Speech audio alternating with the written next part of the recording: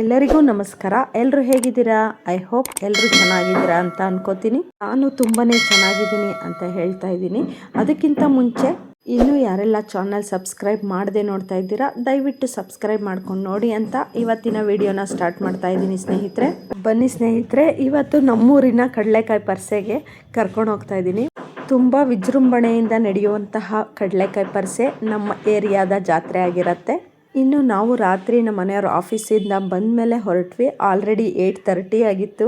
ಊಟ ಮಾಡ್ಕೊಂಡು ಹೋಗೋಣ ಅಂದ್ವಿ. ಒಂದು ಅರ್ಧ ಗಂಟೆ ನೋಡ್ಕೊಂಬಂದ್ಬಿಡೋಣ ಅಂಥೇಳಿ ಬಂದು ಊಟ ಮಾಡೋಣ ಅಂಥೇಳಿ ಹೊರಟ್ವಿ. ತುಂಬಾ ಲೈಟಿಂಗ್ಸು ಅರೇಂಜ್ಮೆಂಟ್ ಮಾಡಿದರು. ತುಂಬ ಅಂದರೆ ತುಂಬಾ ಚೆನ್ನಾಗಿತ್ತು. ನಾನು ಈ ಕಡೆ ಬಂದೇ ಇರಲಿಲ್ಲ, ತುಂಬ ದಿನಗಳೇ ಆಗೋಗಿತ್ತು.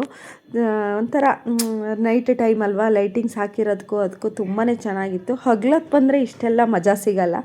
ರಾತ್ರಿ ಹೊತ್ತೇ ಜಾತ್ರೆ ನೋಡೋಕ್ಕೆ ತುಂಬಾ ಚೆನ್ನಾಗಿ ಸಿಗುತ್ತೆ. ಇನ್ನು ಈ ಸರಿ ವ್ಯವಸ್ಥೆ ಹೆಂಗಪ್ಪ ಮಾಡಿದ್ದಾರೆ ಅಂದರೆ ತುಂಬ ಬ್ಯಾರಿಕೇಡ್ಗಳು ಹಾಕ್ಬಿಟ್ಟಿದ್ದಾರೆ. ಈ ಕಡೆ ಇರೋರು ಆ ಕಡೆ ಹೋಗೋಕ್ಕಾಗಲ್ಲ, ಆ ಕಡೆ ಇರೋರು ಈ ಕಡೆ ಬರೋಕ್ಕಾಗಲ್ಲ. ಯಾಕೆ ಹಿಂಗೆ ಮಾಡಿದ್ರೋ ಗೊತ್ತಿಲ್ಲ.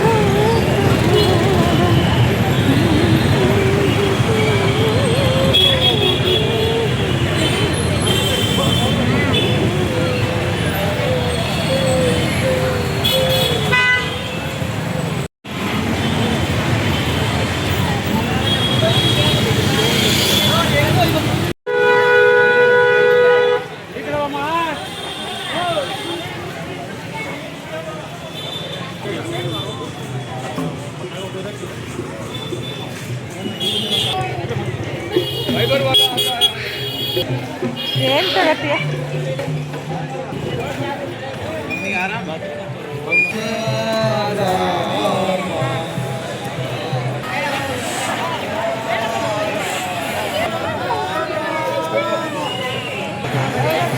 ಪಾರ್ಲಿ ಜಂಗಲ್ ಎಲ್ಲಿ ಹೋಗ್ತೀರಾ?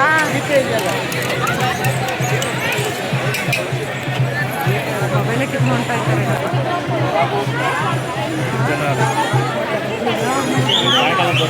ಇಲ್ಲ ಹಿಂಗೇನು ಆಟ ಆಡಕ್ಕೆ ತಗೋಕತ್ತದ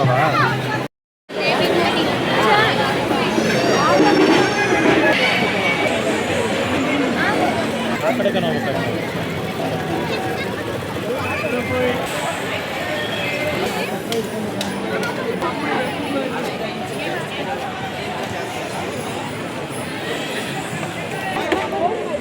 ಎಲ್ಲಿ ಕ್ರಾಸ್ ಮಾಡ್ತೀವಲ್ಲ ಅಂಗಡಿ ಇದೆ.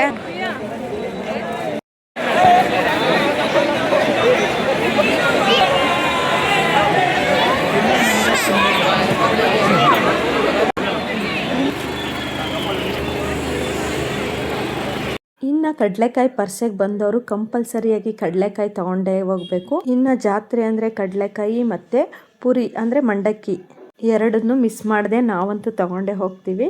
ಸಾಮಾನ್ಯವಾಗಿ ಕಡಲೆಕಾಯಿನ ಇಲ್ಲಿ ತೊಗೊಂಡೇ ಹೋಗೋದು, ಯಾರೂ ಬರೀ ಕೈಲಿ ಹೋಗೋದಿಲ್ಲ. ಯಾಕಂದರೆ ಅದೊಂದು ಸಂಪ್ರದಾಯ. ನಾವು ಹಳ್ಳಿಗಳಲ್ಲಿ, ನಾವು ಶಿಕಾರಿಪುರದಲ್ಲಿ ಇದ್ದಾಗ ಜಾತ್ರೆ ನೋಡೋದೇ ಒಂಥರ ಸಂಭ್ರಮ. ತುಂಬಾ ಚೆನ್ನಾಗಿರ್ತಿತ್ತು ಜಾತ್ರೆ.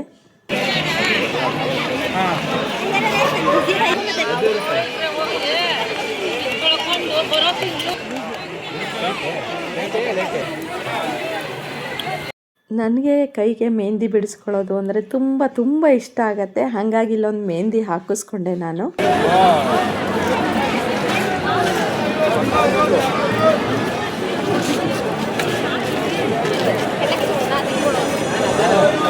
ನನ್ನ ಮೆಹಂದಿ ಹೇಗಿದೆ ಅಂಥೇಳಿ ಕಮೆಂಟ್ ಮುಖಾಂತರ ತಿಳಿಸಿ.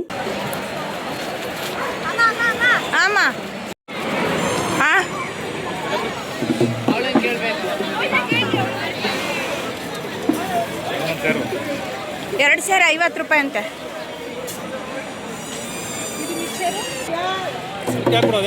ಬೇಡ ಬೇಡ ಹಾಕ್ಬಿಡಿ ಹಂಗಾರ.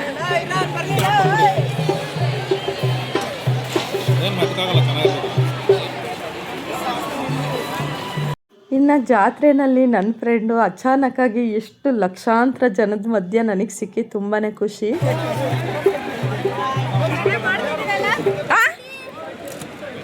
ನೀನಂತ ತಗೊಳ, ರೆಡ್ ಹಾಕೋಳ ಅರ್ಜುನ್.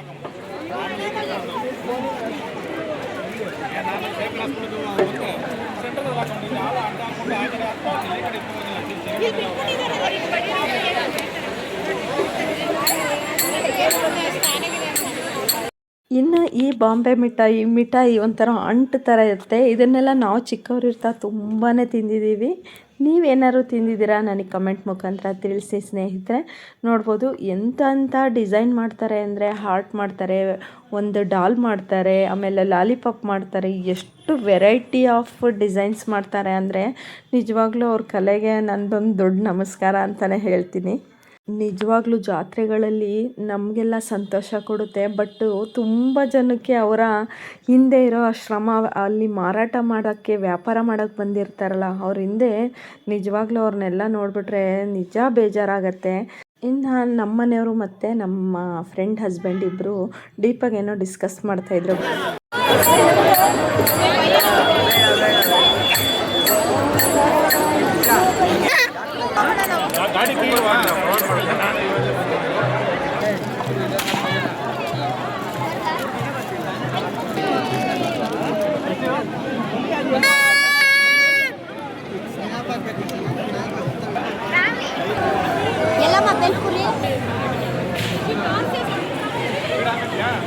ಇನ್ನು ನೆಕ್ಸ್ಟು ನಾನು ಚುರ್ಮುರಿ ವ್ಯಾಪಾರ ಮಾಡಿ ಫುಲ್ ಫೇಮಸ್ ಆಗಿರ್ತಕ್ಕಂಥ, ಅಂದರೆ ಇನ್ಸ್ಟಾಗ್ರಾಮಲ್ಲಿ ಫುಲ್ ಫೇಮಸ್ ಆಗಿಬಿಟ್ಟಿದ್ದಾರೆ ಇವರು, ಬಸವನಗುಡಿ ಕಡಲೆಕಾಯಿ ಪರ್ಸೆಯಲ್ಲಿ.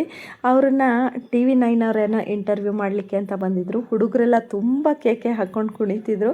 ನಾವು ನೋಡೋಣ ಅಂದಿವಿ, ಅಲ್ಲೇ ಬಂದ್ವಿ ನೋಡೋಣ ಅಂಥೇಳಿ ಅಲ್ಲೇ ನಿಂತ್ಕೊಂಡು ಸ್ವಲ್ಪ ವೀಡಿಯೋಸ್ ಎಲ್ಲ ನಾನು ತಗೊಂಡೆ.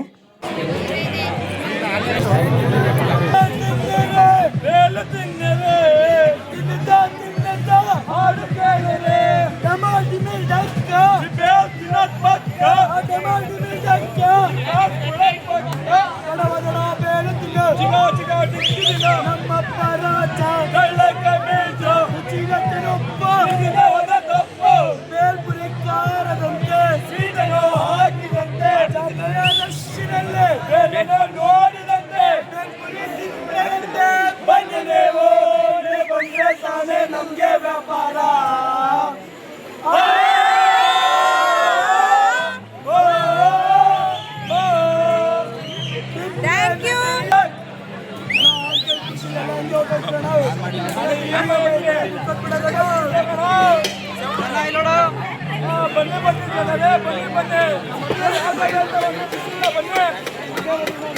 ನೆಕ್ಸ್ಟು ನನಗೆ ಇವರು ನೋಡಿ ತುಂಬಾ ಬೇಜಾರಾಗ್ಬಿಡ್ತು. ಪಾಪ ಇಡೀ ದಿನ ನಿಂತು ಅವ್ರ ಕಾಲೆಲ್ಲ ಊದ್ಕೊಂಬಿಟ್ಟಿತ್ತು.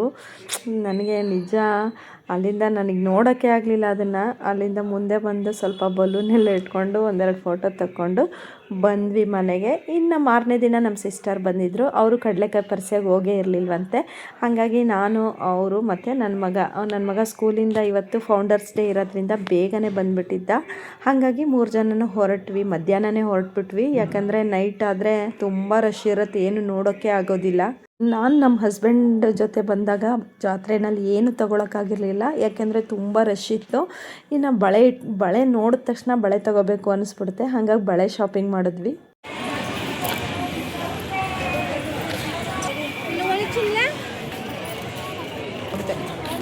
ಹೇಳಿದೆ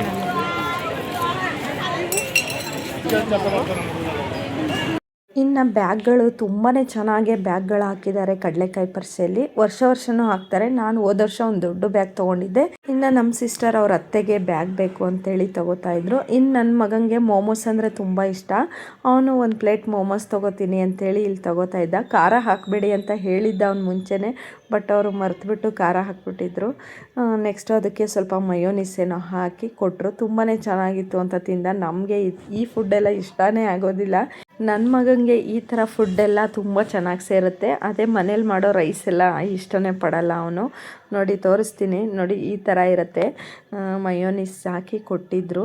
ಇನ್ನು ನನ್ನ ಮಗ ಈ ಚಿಟ್ಟೆ ನೋಡಿ, ಅಮ್ಮ ಅದನ್ನು ಮುಟ್ಟಿ ಕುತ್ತಿಗೆಗೆ ಹಚ್ಕೊಳ್ಳಮ್ಮ, ದುಡ್ಡು ಜಾಸ್ತಿ ಬರುತ್ತೆ ಅಂದ. ಏನೋ ಮಕ್ಕಳಿಗೆ ಏನು ಬೇಕು ಅದು ಹೇಳ್ತಾರೆ. ನೆಕ್ಸ್ಟು ಇಲ್ಲೊಂದು ಗೇಮ್ ಆಡ್ಲಿಕ್ಕೆ ಬಂದ. ಇವೆಲ್ಲ ಗ್ಯಾಮ್ಲಿಂಗು ಗೇಮ್ಗಳು ಅಂತಲೇ ಅನ್ನಿಸ್ಬಿಡತ್ತೆ. ಈ ಗೇಮಿಗೆ ನಾವು ಪೇ ಮಾಡಿದ್ದು 50 ರುಪೀಸು. ನೋಡ್ತಾ ಇರಿ ಮುಂದೆ.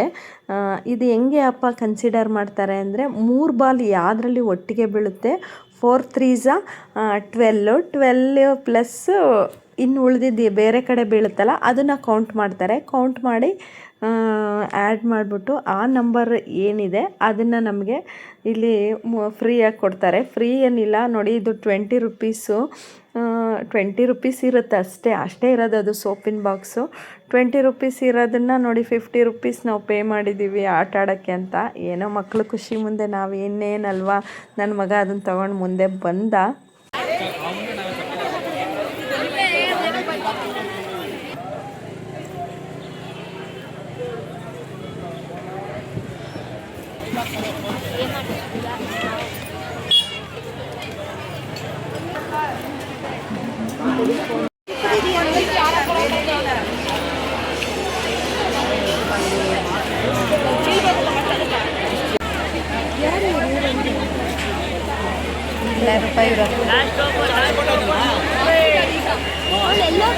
ಇಲ್ಲೇ ಇದ್ದಾಳೆ ಇರೋ ಬಾಮ್ಮ.